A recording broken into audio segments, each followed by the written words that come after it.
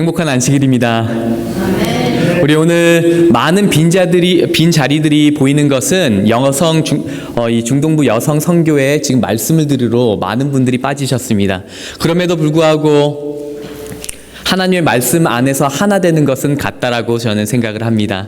우리 함께 아멘 하시면서 크게 은혜 받을 준비를 하겠습니다. 시작. 아멘. 아멘. 네, 훈련의 효과가 조금씩 나타나는 것이 보입니다. 아멘은 훈련이죠. 오늘 특별히 예배 시작하기 전 손님 소개를 잠깐 또한 하도록 하겠습니다. 우리 호남 앞에 장성 동호리교회에서 김상현 이 성도님 부부가 이렇게 가족이 오셨는데요. 저 뒤에 앉아 계십니다.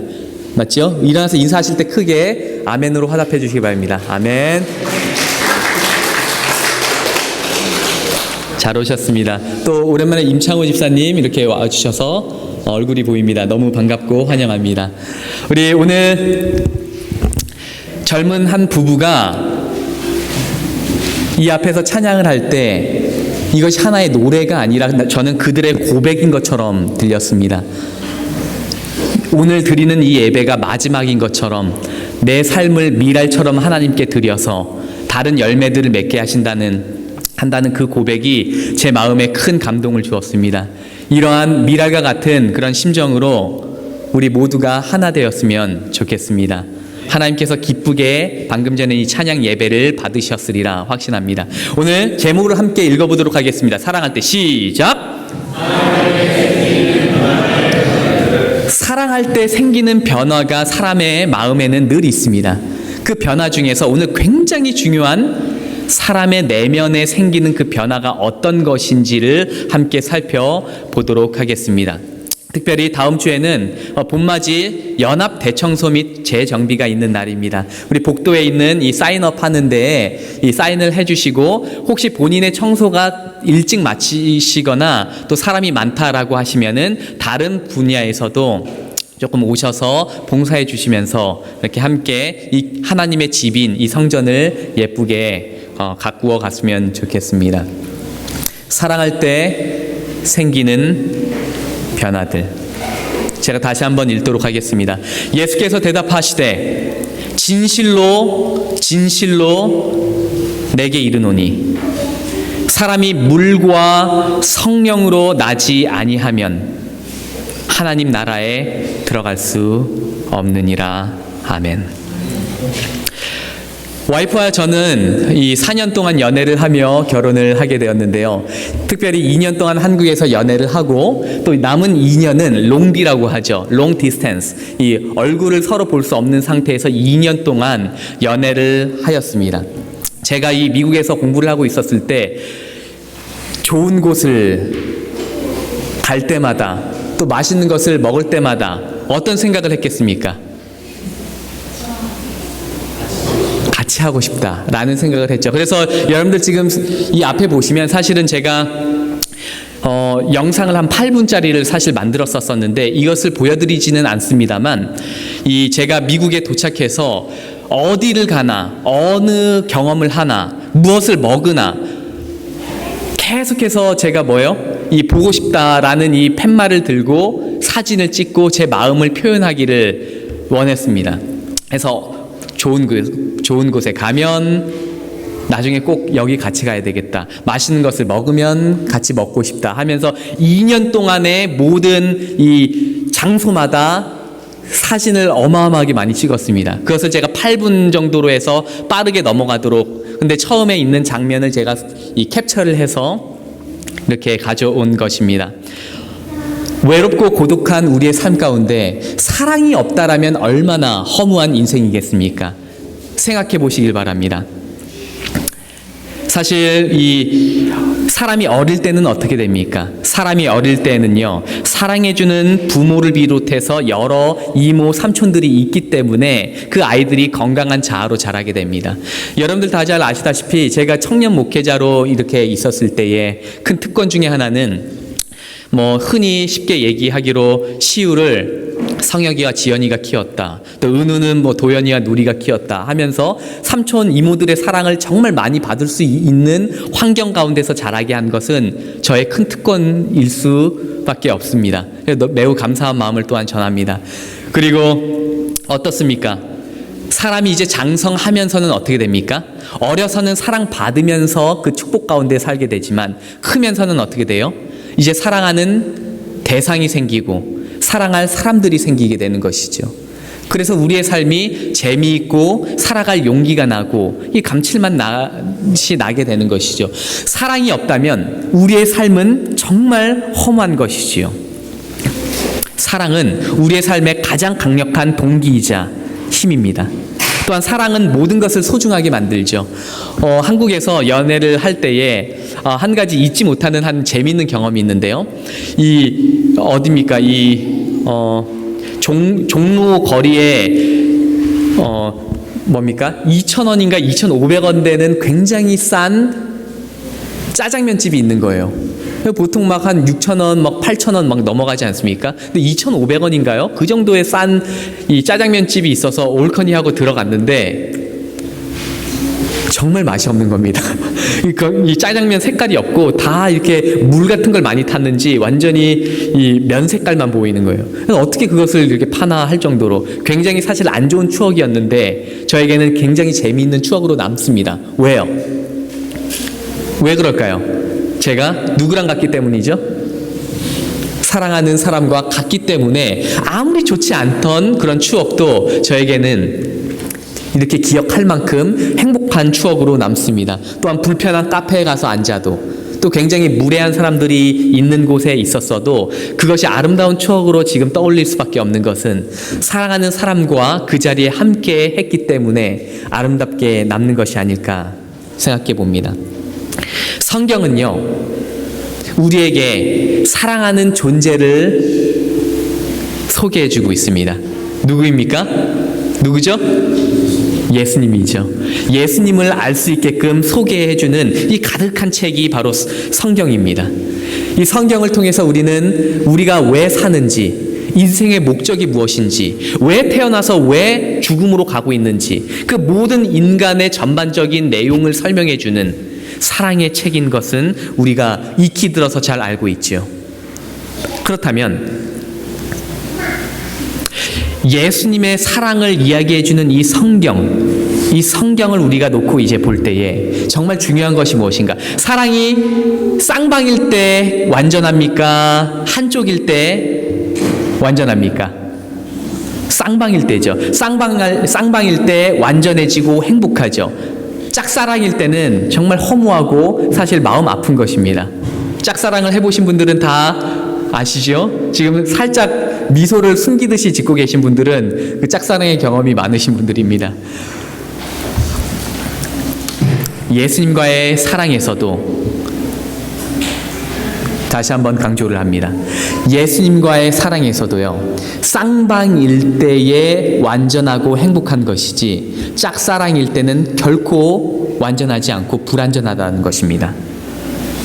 그렇다면 예수님을 참으로 쌍방으로, 예수님이 우리를 향하신 사랑은 여전하지만 우리의 마음은 늘 그렇지 않죠. 그러나 우리의 자아를, 이기적인 자아를 내려놓고 하나님께 마음을 드리게 될 때, 쌍방이 될 때에 사람의 마음 가운데서 어떤 내면의 변화가 일어나는가, 이것을 오늘 우리는 살펴볼 것입니다.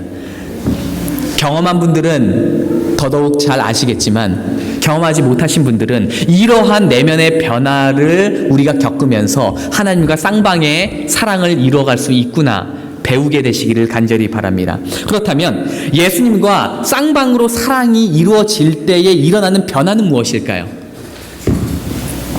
그 변화 중에 한 가지는 바로 이것입니다.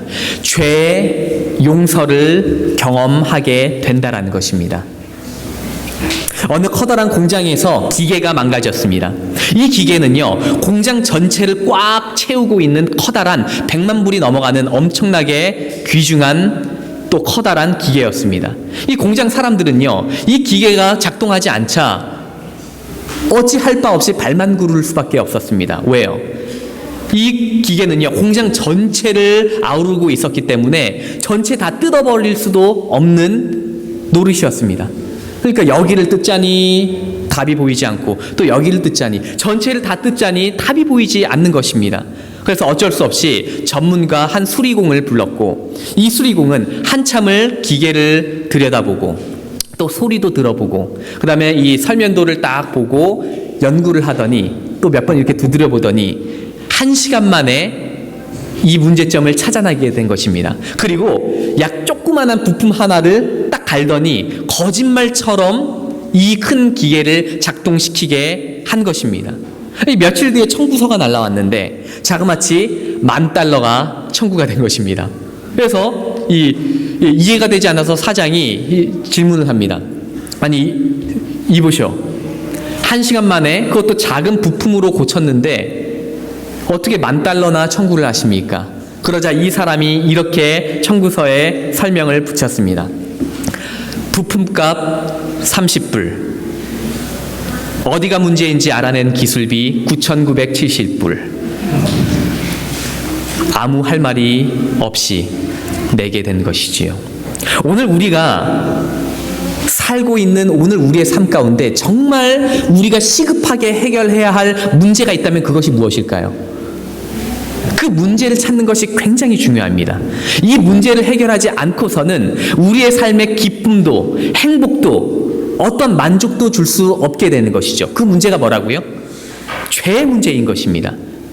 그래서 성경을 여러분들이 한번 읽어보십시오. 처음과 끝까지 예수 그리스도께서 우리 가운데 알리고자 하신 것은 무엇입니까? 구약시대에서도 끊임없이 죄 용서, 죄 회개, 죄를 해결할 수 있는 문제를 이끌어 오셨고, 예수님께서 죄의 문제를 해결하시는 구세주로서 이 땅에 오셨다라는 것을 우리는 끊임없이 보게 되는 것입니다. 죄와 죽음의 문제가 해결되지 않으면 예수님 믿는 신앙도 기쁨이 되지도 않고 완전하게 되지 않게 된다는 것이죠. 그래서 예수님과의 사랑을 회복한다. 이 사랑 회복에 대한 이야기를 할 때 뺄래야 뺄 수 없는 이야기, 그것이 바로 죄의 근본적인 문제를 해결하는 것입니다. 요시야 왕, 히스기야 왕, 중세시대의 어거스틴, 루터, 요한 웨슬리, 개혁과 부흥을 경험했던 그 장면들을 한번 여러분들 뒤돌아보시길 바랍니다. 그 장면들을 한번 읽어보시길 바랍니다. 그 공식이 무엇입니까? 하나님의 말씀 앞에, 하나님의 말씀은 죄를 해결할 수 있도록 그 죄의 문제를 건드는 것인데, 그것을 그 하나님의 말씀을 듣고 진심으로 회개하지 않는다면 부흥이라는 것은, 개혁이라는 것은 결코 단 한 번도 일어난 적이 없습니다.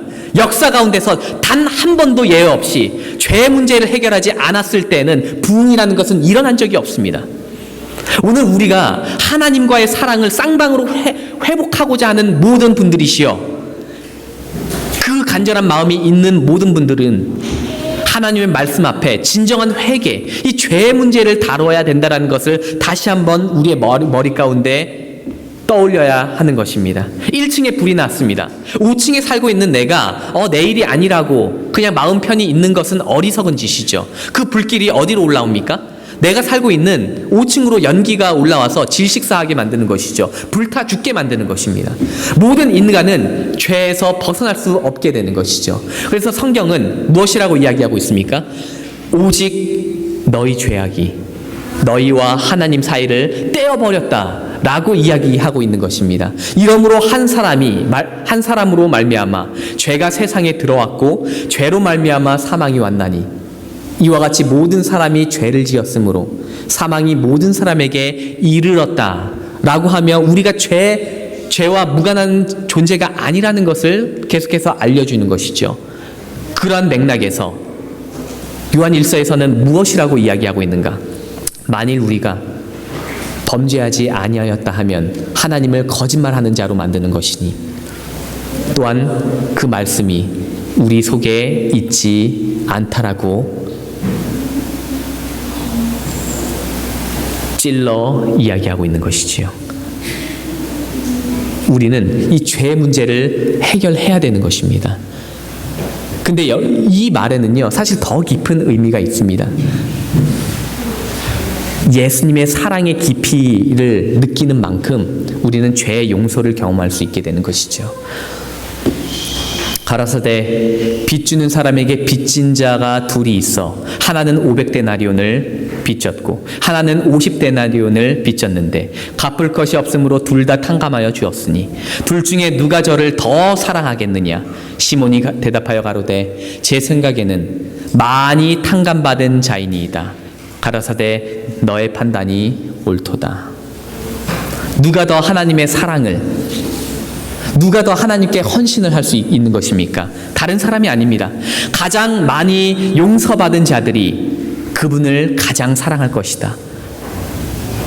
우리 인간 세상에서의 원칙도 그러한데 하나님 앞에서도 똑같다라는 것입니다.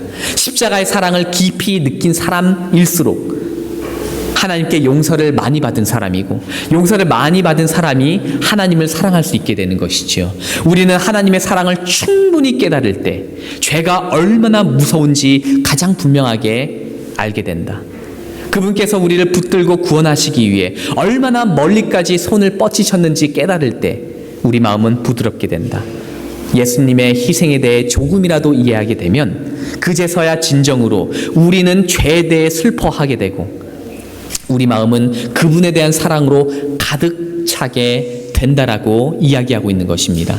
그래서 예수님을 진심으로 사랑하는 그 마음을 회복하기를 원하는 자들은 반드시 죄의 문제를 마음 가운데 다시 한번 떠올려야 된다는 것입니다. 그렇다면 그 죄를 느끼는 자들이 그 다음에 일어나는 이 내면의 변화가 있습니다. 그것이 무엇인가? 바로 죄를 진심으로 슬퍼하게 되는 그러한 상태가 이르러 온다는 것입니다.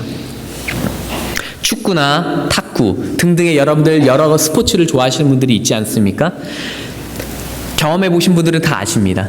어떤 한 스포츠나 운동회나 어떤 것이든 기본기가 탄탄하지 않으면 실력이 어느 정도로 말 그대로 가라로 어느 정도로 실력이 늘 수는 있지만 기본기를 제대로 배우지 아니하면 실력이 일정 수준에서 그 이상으로 넘어가지 못합니다. 그 넘어가지 못하게 되면 그냥 취미로 우리가 살 수는 있지만 그 이상의 수준의 삶을 기대할 수 없게 되는 것이죠. 똑같습니다. 신앙을 할 때에도 우리는 기본기가 필요합니다. 교회가 무엇입니까? 가르칠 교체 아닙니까? 회중회. 그래서 가르침을 받는 무리가 바로 교회 아닙니까? 교회는요, 어떤 사람들은 이렇게 얘기도 합니다. 하나님의 사랑이면 충분하다. 맞는 말이죠. 그러나 하나님의 사랑의 말씀이 우리를 향해서 끊임없이 알려주는 여러 수많은 교훈들이 있죠. 그 교훈들을 계속해서 우리가 교훈받고 배우고 실천하고 연습하는 과정이 없으면 우리의 하나님을 향한 사랑도 사실 잘할 수 없는 것입니다. 그래서 하나님께서 말씀 가운데 끊임없이 우리에게 배울 것들을 주시며 그 배움을 통해 성장하게 하시는 것은 하나님의 섭리라고 생각을 합니다. 그래서 하나님의 사랑의 이 깨달음과 깊이가 있는 만큼 우리는 우리의 죄의 깊이도 그만큼 알게 된다는 것이죠. 하나님의 사랑을 100만큼 이해하는 만큼 우리의 죄도 100이 된다는 것이죠. 이 죄를 어떻게 한다고요? 슬퍼하게 된다는 것입니다. 우리가 갈보리 십자가에 달리신 예수님을 바라볼 때 우리를 구원하기 위해 하나님의 계획을 이해하기 시작한다. 우리가 이 사랑을 보게 될 때 그 사랑이 우리 마음을 감동하고 우리 정신을 일깨워서 우리는 죄에 대해 한탄하게 된다. 제가 지난번에 이 합회를 갈 때에 합회가 또 거리가 있습니다. 3시간 거의 반 정도의 시간을 가야 되기 때문에 합회 보통 가게 되면 이 5시 정도에 일어나서 준비해서 출발을 하게 되죠. 근데 이 아이들도 있고 하니까 새벽에 잠깐 멀찌감치 불을 켜고 이 거울을 봅니다. 이 희미한 불로 거울을 봐서 제가 이 비비크림이라고 하죠. 이것을 딱 바르고 합회에 딱 가요. 합회에서 또 많은 사람들과 이야기를 하다가 제가 화장실에 들어갔는데 이게 웬일입니까? 제가 제 얼굴이 어때요? 무슨 이 중국 어떤 그 연극하듯이 완전히 하얗게 너무 지나치게 하얘져 있는 모습을 보고 깜짝 놀랐습니다. 그래서 그때 막 세수도 하고 막 그날 화폐에 가서 얼마나 난리가 났는지요. 희미한 빛 가운데서는 자신의 모습을 볼 수 없는 것입니다. 분명히 빛이 밝으면 밝을수록 나의 상태를 알 수 있게 되는 것입니다. 예수님의 빛이 내 마음 가운데 들어올 때 결코 나는 죄가 없다라고 생각할 수 있는 사람은 없는 것입니다. 예수님을 만나면 만날수록 나의 죄됨이 깊이 보이게 되는 것입니다. 그 죄 가운데 살고 싶지 않은 것입니다. 죄에 대해 한탄하게 되는 그러한 내면의 상태, 그 단계가 이르러 오는 것이지요. 보시기 바랍니다. 그리스도의 순결을 잠시라도 보게 되면 우리의 생애는 부정하게 보인다. 그분의 순결은 우리에게 악한 욕망과 불성실한 마음과 불순한 입술이 있음을 분명하게 지적한다. 우리는 하나님의 율법에 순종하지 않고 있음을 깨닫게 된다. 하나님의 성령께서 우리의 마음을 살피실 때 우리는 그리스도의 흠없는 품성을 바라보고 우리의 악한 행위를 미워하게 된다. 바로 이러한 장면입니다. 죄를 깨닫게 됩니다. 두 번째는 뭐라고요? 그 죄를 슬퍼하게 되는 그러한 단계에 이르러 오게 되는 것이지요. 콩쥐팥쥐 우섭 이야기를 기억하십니다. 밑빠진 독에 계속해서 물을 붓도록 이 계모가 시키게 되는 거죠. 물이 찹니까? 차지 않습니까? 차지 않게 되죠. 항아리가 깨져 있을 때에는 아무리 1톤의 물을 넣어도 결국에는 다 새어버리는 것입니다.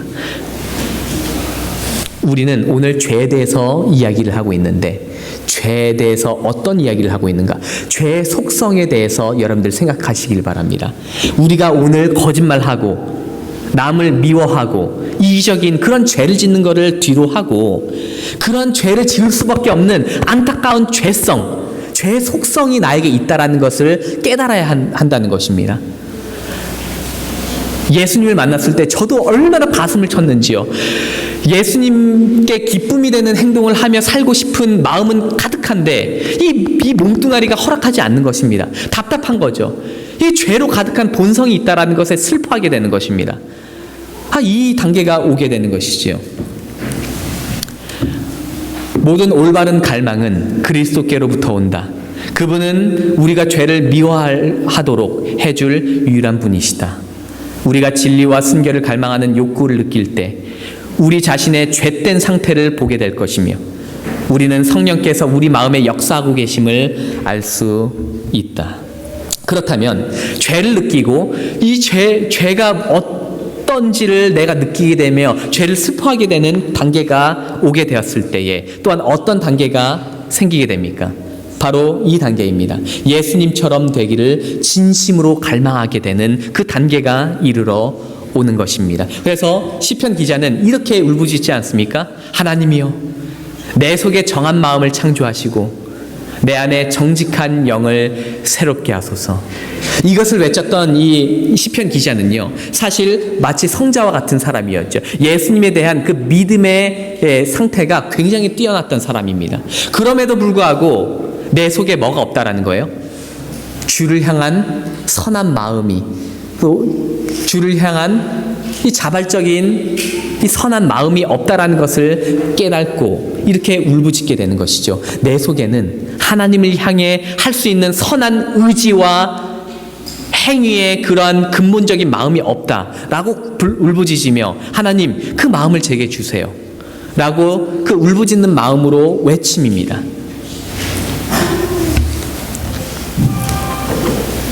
여러분들 다 잘 아시다시피 하영판 장로님을 많이 들어보셨을 것입니다. 또한 말씀도 굉장히 많이 들어보셨으리라고 생각을 합니다. 사실 제가 이 신학생활을 할 때에는 이 하영판 장로님 또는 이 오른쪽에 있는 이 김용군 장로님 새로남교회를 개척하셔서 정말 그 말씀의 깊이가 있는 이 두 장로님을 보면서 정말 예수님이 이 땅에 살아계셨더라면 또 한국인의 모습으로 오셨더라면 이런 모습이 있지 않았을까라고 할 정도로 굉장히 그 성품이 예수님을 닮아 있는 사람으로 유명한 분들이십니다. 특별히 하영판 장로님은 제가 굉장히 존경하는 한 영성 있는 한 신학생 친구가 있는데 그 친구가 늘 하는 말이 있어요.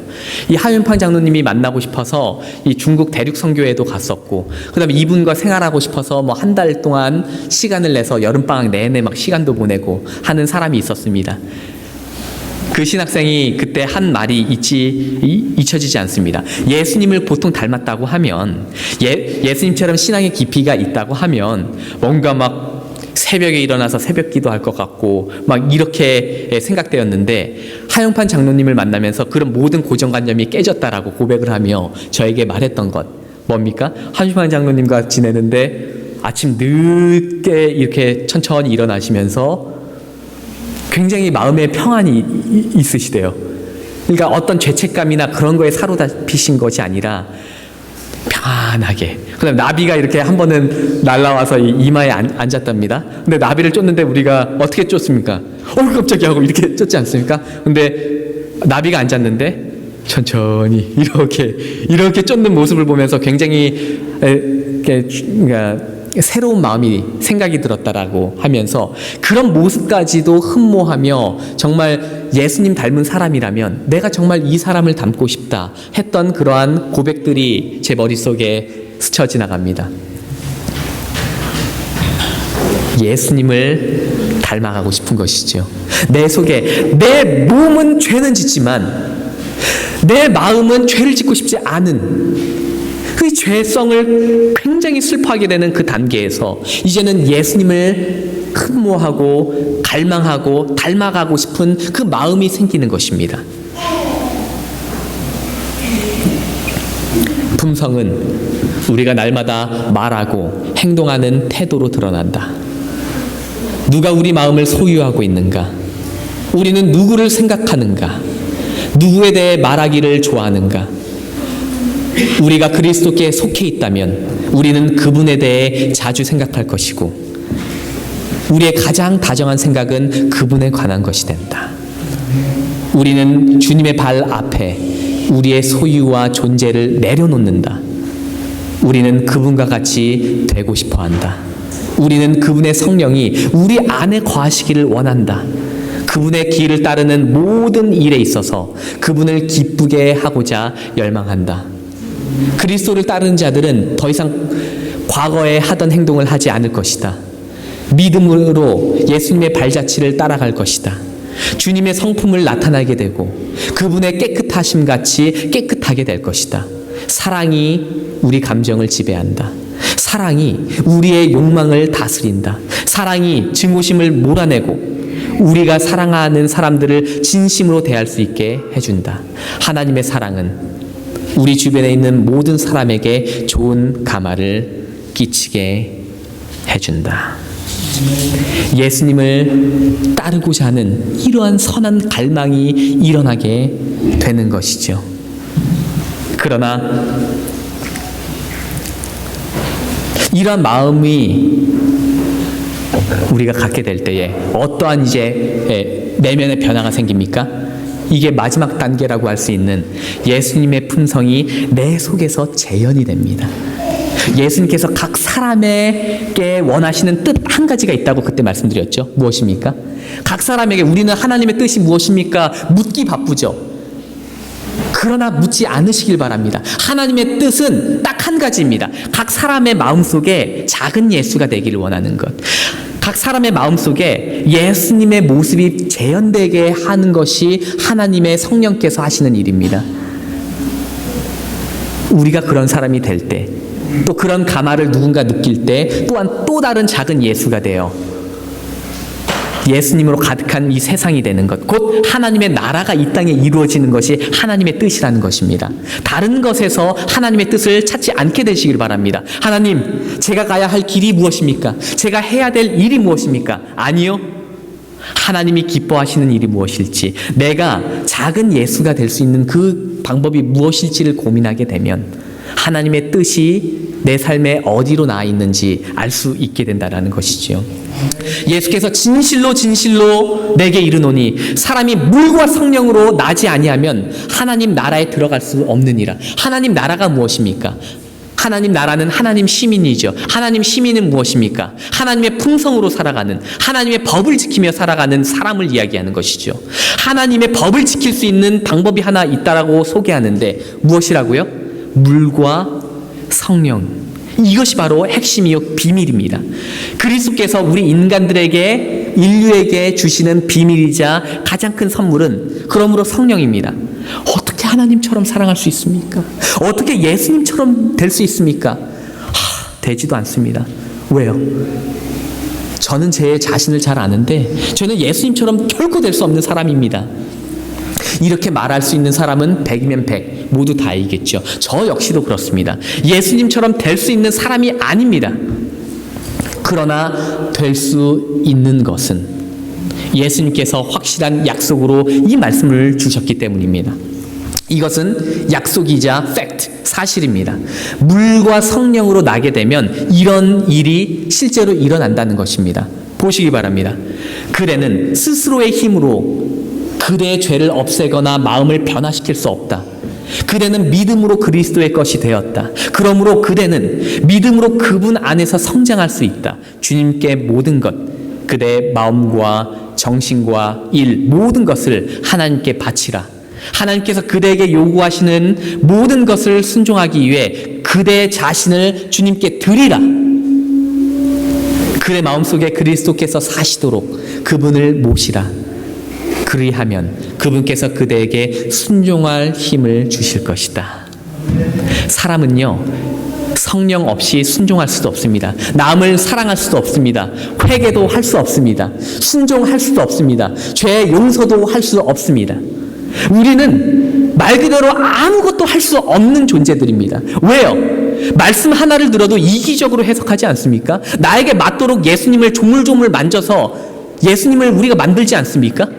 나에게 이롭도록 해석하지 않습니까? 그 모든 이기적인 정신으로 가득한 우리 인간이 성령의 도우심으로 말씀 하나조차도 깨달을 수 없는 존재라는 것을 겸비하게 인정하게 되시길 바랍니다. 그렇게 될 때 성령께서 내 속에 임재하시기를 바라며, 두 번째, 내 욕심대로, 내 이기적인 마음대로 하려고 하는 것이 아니라 주님의 말씀이 말하는 대로 내가 따라 살겠습니다 라고 겸비하게 결심하는 그런 마음이 있을 때에는 성령께서, 이 조건들이 정말 들어맞는다면 성령께서 각 사람들의 마음 가운데 역사하시고 사람을 인도하신다는 것입니다. 사람의 마음을 변화시킨다라는 것입니다. 제가 누차누차 계속해서 예언을 하지 않습니까? 심지어 제가 무엇입니까? 영어 학원이라든지 아니면 어떤 군대에서라든지 어떤 어려운 일이 있을 때에 성령께서 내가 할 수 있는 모든 일을, 노력을 다한 뒤에 내가 할 수 없는 영역의 것을 성령께서 해달라고 부탁 기도를 드리면, 간절하게 기도를 드리면 성령께서 내재하셔서 때로는 사람의 마음을 바꾸시고 상황을 조절하셔서 임재하시는 것을 많이 느끼는 그런 간증을 했던 것으로 기억합니다. 성령께서 하시는 사역이 어떠한지를 잘 기억하게 되시기를 바랍니다. 사람의 마음 가운데 임재하셔서 사람이 할 수 없는 것을 하신다라는 것이지요. 보시길 바랍니다. 하나님의 말씀을 연구하고 지키면 마음속에 작용하여 모든 거룩하지 못한 성벽을 복종시킨다. 이 성령께서 하신다는 것입니다. 성령께서 오셔서 죄를 깨닫게 하시고 마음속에 생긴 믿음이 그리스도의 사랑으로 역사하게 하는 것도 성령이 하신다는 것이죠. 몸과 영과 혼이 그리스도의 형상과 일치하게 하는 그 작업도 성령께서 하신다는 것입니다. 마음의 거듭남을 이루게 해주시는 것이지요. 이 실물교훈 7장에 보면 누룩, 영어로는 이스트라고 하죠. 이 브레드 속에 이스트를 넣으면 막 이렇게 부풀어나지 않습니까? 그 장면에서 뭐라고 설명하고 있는가? 굉장히 중요한 것입니다. 성령께서 어떻게 하나님의 나라를 사람의 마음에 만드시는지에 대한 그 단계를, 내면의 변화를 설명하지요. 누룩은 사람이 모르는 사이에 그 모든 가루를 부풀게 만든다. 이와 같이 진리의 누룩도 사람 속에 조용히 끈기 있게 이렇게 한다는 것이죠. 제가 정리해 보았습니다. 마음의 이 욕망의 통제를 이루게 합니다. 생각이 순결하게 됩니다. 사랑하는 능력이 또 마음이 넓어지게 됩니다. 새로운 감정과 동기가 심기어지게 됩니다. 재능들이 구별하여 헌신하게 만들어줍니다. 양심이 바르게 된지요. 예수님의 생애가 삶의 이 품성의 이 표준이 되는 것이죠. 기준이 되는 것이죠. 과거의 이기적인 모습을 뒤로하고 벗어나고자 하는 그러한 선한 갈망이 생기게 되는 것입니다.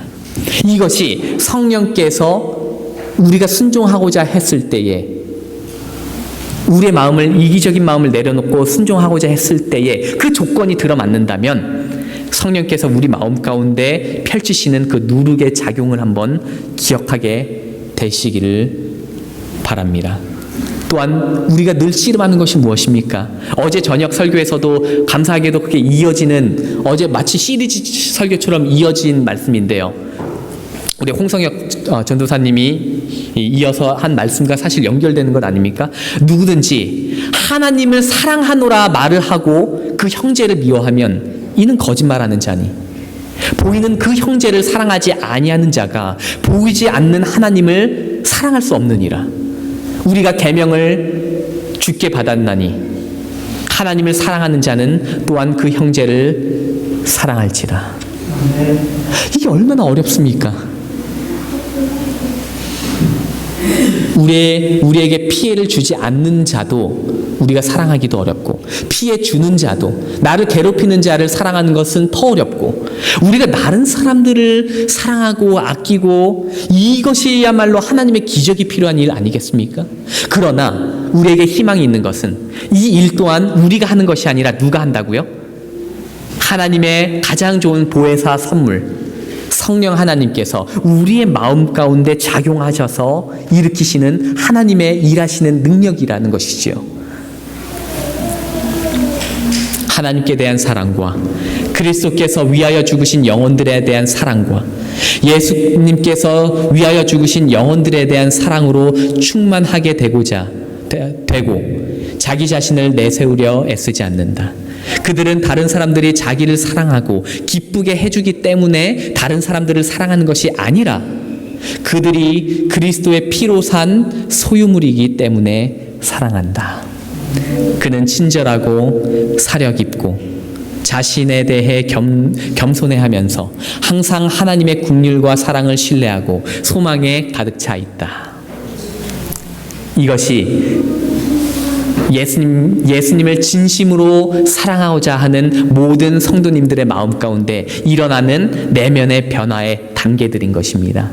이미 경험한 사람들은 이 말이 무엇인지 경험을 통해 아시는 것이고, 혹시 아직 경험하지 못하신 분들은 반드시 이 단계를 통해서 하나님에 대한 사랑이 깊어지는 것이지 다른 방법은 사실 없는 것입니다. 성령께서 이 모든 일들을 이루어 주는 것이지요. 이제 마지막 한 가지 예화로 이 시간을 마무리하고자 합니다. 뉴욕 센트럴 파크에서 이 풍선을 파는 사람이 빨간색, 노란색 갖가지 풍선을 이 헬륨 가스를 넣어서 잘 묶어놓고 팔기 시작했습니다. 여러 아이들이 와서 풍선을 사기 시작했습니다. 그런데 저 옆에 쪽 한 나무 뒤에 흑인 아이가 눈치를 보며 숨어 있었습니다. 그 아이를 눈여겨보며 다른 아이들에게 계속해서 풍선을 팔았습니다. 그리고 결국 다른 아이들이 다 떠나가고 그 나무 뒤에 이 흑인 아이가 숨어 있는 것을 눈여겨본 이 사람은 마침내 그 아이를 불렀습니다. 얘야, 이리 와보렴. 그런데 더 나무 뒤로 숨고 부끄러워 이 고개를 숙이는 것입니다. 얘야, 이리 와보렴. 결국에는 이 아이가 가까이 오게 되는 것입니다. 이 사람 생각으론 이 아이가 돈이 없어서 풍선을 갖고 싶은데 갖지 못하는구나, 그렇게 마냥 생각을 했지만 이 아이가 가까이 왔는데 갑자기 주머니에서 동전 하나를 딱 꺼내는 것입니다. 풍선을 살 돈이 있었던 것입니다. 그러나 사지 않고 숨어 있던 것이죠. 무슨 일인가 가만히 봤더니 이 아이가 이렇게 묻는 것입니다. 아저씨, 까만 풍선도 파시나요? 이 풍선 파는 사람은 이 아이가 피부색 때문에 깊이 좌절하고 있음을 깨닫고 굉장히 마음이 아팠습니다. 그래서 그 아이의 눈높이에 맞춰 꿇어앉고 그 아이의 눈을 바라보며 이렇게 이야기를 했습니다. 얘야, 이 풍선들이 빨갛고 노랗고 하얗고 이렇게 색깔이 있기 때문에 하늘 높이 날아갈 수 있는 것이 아니라 이 풍선들 안에 공기보다 가벼운 헬륨 가스라는 것이 있기 때문에 풍선이 날 수 있는 거란다 라고 이야기를 했지요.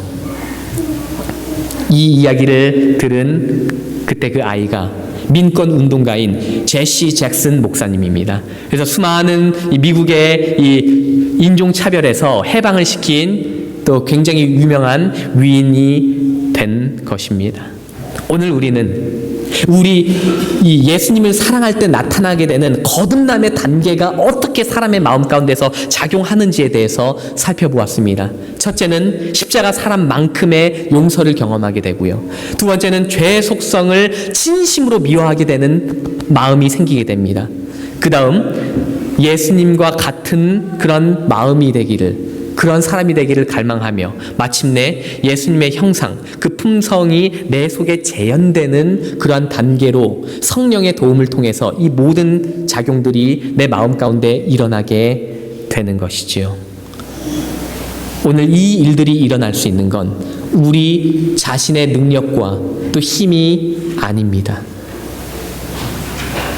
풍선 속에 헬륨가스가 들어있을 때 그 풍선을 날게 하는 것과 마찬가지로 우리 속에 성령 하나님께서 기꺼이 우리의 이기적인 모든 욕심과 마음을 내려놓고 하나님의 말씀이라면 내가 이렇게 살겠노라고 결심하는 그 조건의 마음이 만약에 충족이 된다면 하나님께서 그 사람의 마음 가운데 이러한 일들을 일으키실 거라고 저는 믿어 의심치 않습니다. 하나님께서 성경에 약속하신 모든 축복은요, 조건이 있습니다. 하나님께서 원하시는 그 조건을, 순종의 그 마음을, 성령 앞에 나를 기꺼이 내 자아를 죽이는 그 조건을 충족시키지 않는다면 성경에서의 모든 축복은 우리에게 이르러 오지 않을 것입니다.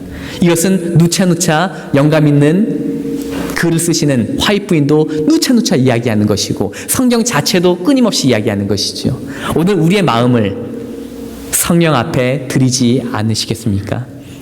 이러한 내면의 변화가 우리 가운데 일어날 수 있는 것은 오직 성령을 의지하여 우리의 자아를 십자가에 못 박고 그분의 말씀이 내 속에 일어나기를 바라는 모든 심령마다, 성도님 마음마다 이러한 작용들이 일어나서 결국에는 내 속에 하나님의 나라를 건설하고 또 나를 작은 예수로 만들며 또 나를 바라본 수많은 사람들에게 작은 예수를 소개하는 그런 참된 그리스도인의 모습을 회복하지 않으시겠습니까? 그렇게 되시기를 간절히 바라며 예수님의 이름으로 기도하며 말씀을 드리겠습니다.